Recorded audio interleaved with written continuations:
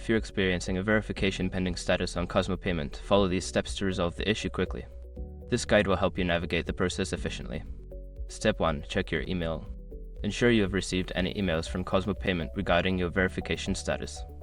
Sometimes, additional information or documents may be requested. Step 2. Gather required documents.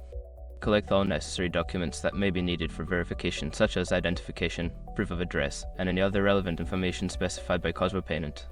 Step 3. Log into your account. Secure your accounts before moving on. People seriously underestimate how often personal information gets exposed online now. Use SROP to monitor your accounts 24/7 and get notified immediately if your data gets leaked somewhere. It runs in the background, constantly scanning billions of breached records. And honestly, for how cheap it is compared to the value you get, it's worth it. Link in the description. Step 4. Submit missing information.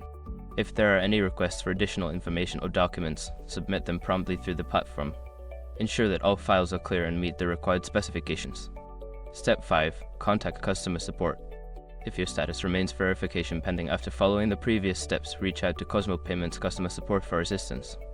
Provide them with your account details and any relevant information to expedite the process.